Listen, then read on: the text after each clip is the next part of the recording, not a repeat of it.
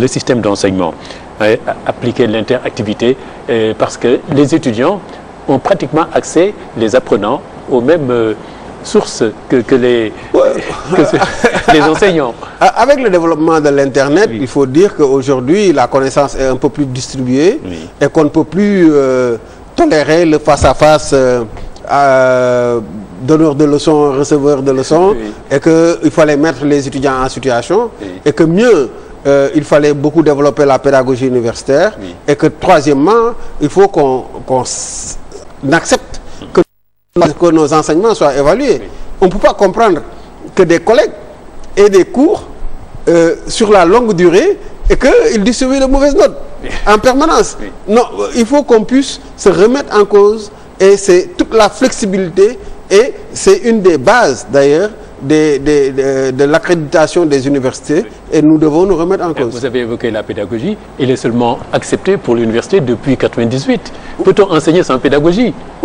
Avant, on pensait qu'avec la thèse, ça suffisait, oui, pour donner un enseignement de qualité. Ah, oui. Mais à 1998, à la conférence mondiale, oui, on s'est rendu compte que ça ne suffisait pas, et même nous, on le constatait ici, localement. C'est pour cela qu'une recommandation a été donnée d'introduire la pédagogie universitaire, et nous avons essayé d'introduire la pédagogie universitaire au niveau des formations doctorales. Oui. Personne ne peut plus avoir la thèse à l'université de Dakar si tu n'as pas validé le module en pédagogie. Oui. Et les pratiques d'évaluation vont faire qu'on va se remettre en cause et qu'on va renouveler nos enseignements et qu'on va toujours être à la pointe de ce qui se fait de mieux, oui, dans notre domaine. Oui. Et puis, Kabir Abdou Salam Sall, il faut de l'argent en toute chose, à l'université aussi. Alors, où peut-on trouver cet argent à suffisance? Le gouvernement est votre principal bailleur, il ne donne jamais assez, c'est ce qu'on dit.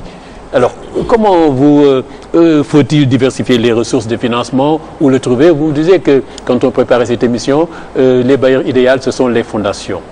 Je vous avais montré la structure des revenus de l'université de Wisconsin, oui, Madison, aux États-Unis, avec un budget de 1900 millions de dollars américains.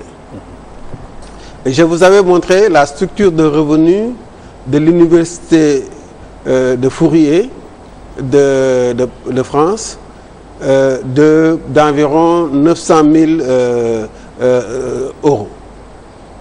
Vous voyez que les budgets ne sont pas les mêmes. Et ces deux universités sont supposées remplir les mêmes conditions. Alors que au niveau de l'université américaine, il y avait 5 sources équilibrées. Au niveau de l'université française, il y avait une source prépondérante qui représentait 75% des revenus de l'université. Ça veut dire que si l'État est défaillant, l'université ne fonctionne plus. Bien sûr. Donc la durabilité n'est même pas assurée. Il faut qu'on comprenne que l'enseignement supérieur requiert énormément de ressources financières.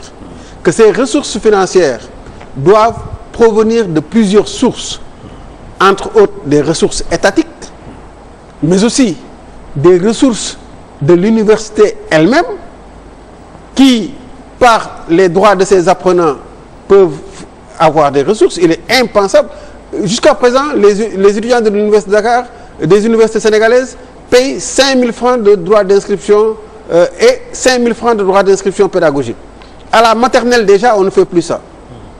De la formation continue que l'université peut faire, de la vente d'expertise des enseignants, mais aussi des ressources du patrimoine. Vous avez vu lors de la campagne présidentielle aux États-Unis, tous les débats se sont faits dans les universités. Vous pensez que les universités les ont accueillis gratuitement?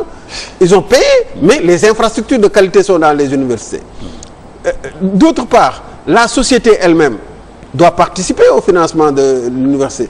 Les entreprises, par les contrats, par diverses sortes, mais aussi les diplômés. Et la meilleure façon de coordonner la participation des diplômés, ce sont les fondations.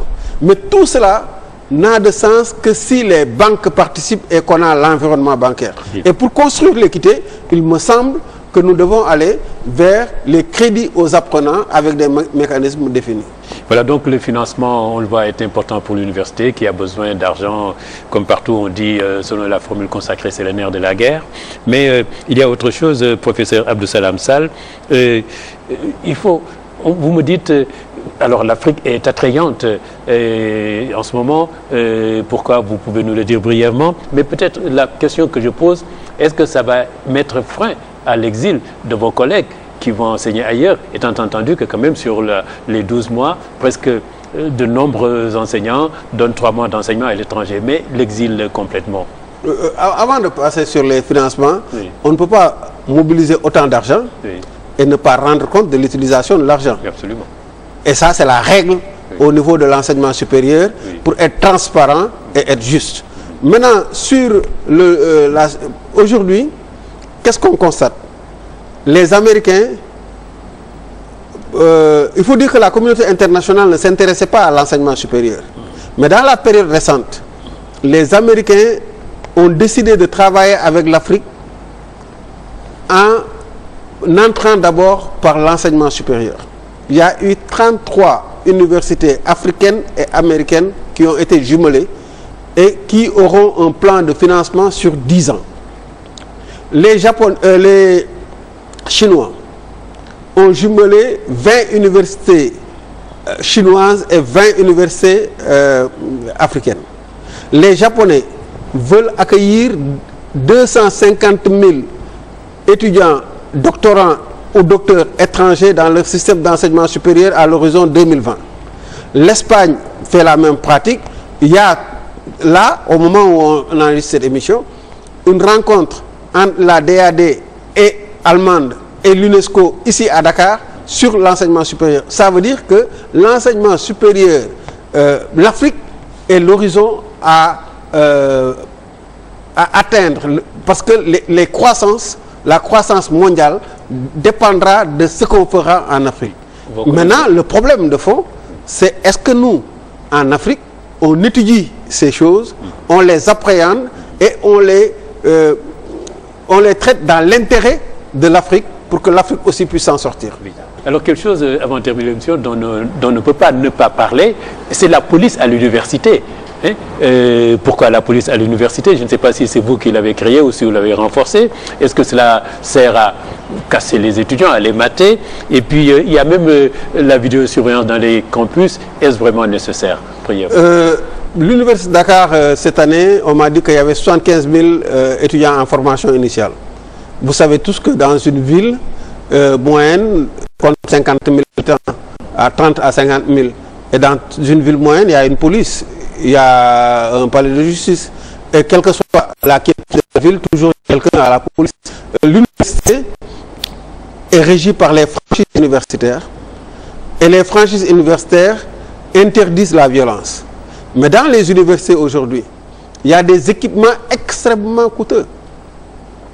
Et cette concentration d'intelligence, mais forcément, il peut y avoir des problèmes de régulation. Quand on discutait sur la police pour voter le texte à l'Assemblée de l'université, un des étudiants, pour mettre de l'eau dans le moulin de la police, du texte, a dit que les étudiantes, la nuit, quand elles apprenaient dans les amphis, avaient peur en rentrant à Claudel. Et c'était l'occasion pour que la police puisse les accompagner. La police, c'est pour assurer la sécurité, assurer les franchises, assurer les biens et les personnes et permettre un plus grand temps de travail. Oui. C'est pour ça la vidéosurveillance, c'est juste pour renforcer cette sécurité-là. La police moderne aujourd'hui s'appuie sur les technologies et la police, dès lors qu'avec les franchises universitaires, la police d'État n'entre pas sur le campus, il faut que sur le campus, qu'on puisse faire nous-mêmes notre police. C'était prévu par les textes, ça a été mis en place en 70, ça a été enlevé en 73, mais je crois aujourd'hui, avec le développement des campus, avec les perturbations, avec le temps de travail qui la police doit y rester, c'est nécessaire. On doit une police qui respecte nos normes au niveau de l'université. Alors, Abdou Salam Sall, vous allez, je ne sais pas si c'est l'appel des origines, parce que vous allez créer Apodor. Hein, j'ai vu d'ailleurs, c'est avancé, un centre de socio-économique. Est-ce que c'est une expérimentation miniature de cette vision que vous avez de l'université, que vous allez faire chez vous à Podor. Oui, à Podor, il faut dire que bon, moi j'ai eu la chance d'être né à Podor, mes parents sont de Podor. Ma mère, avant de mourir, malheureusement, on devait discuter de ce qu'on devait construire à Podor. Elle voulait coûte que coûte qu'on construise quelque chose à Podor. Et quand elle est décédée, l'engagement que j'ai pris, c'était de faire quelque chose à Podor. Elle pensait certainement à une maison, mais on avait déjà la maison familiale à Kaolack. Donc il fallait faire autre chose. J'avais déjà expérimenté UCAD rural à Niakhène, où en prenant l'exemple des Américains sur les Greenland, parce que la mission des Greenland, c'était de vulgariser la science en milieu rural. Et donc, que faire à Podor? La réflexion avec ma famille nous a amené à concevoir un centre socio-économique pour renforcer les capacités des agriculteurs et des producteurs dans la région et valoriser, faire un bâtiment, pas pour la maison, mais pour toute la ville, et aider les populations à se recapaciter et diffuser la science, et aussi peut-être un think tanks pour l'Afrique, ceux qui voudraient aller se recueillir malgré la chaleur à Podor, travailler, mais réfléchir sur l'Afrique pour avancer, parce que ça se fait ailleurs dans le monde.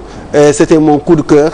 Je suis en mission commandée, comme je dis, à Podor, mais c'est une de nos responsabilités, nous autres. Un lieu d'acquisition du savoir, diffuser, toujours, faire retourner le savoir dans nos terroirs et développer nos terroirs dans la mesure de nos possibilités et naturellement trouver les partenaires qu'il faut, mais être les initiateurs et faire progressivement les choses. Merci d'être venu à cette émission L'Entretien. Madame, mademoiselle, monsieur, merci de nous avoir suivis. Je vous donne rendez-vous dans 15 jours pour un autre numéro.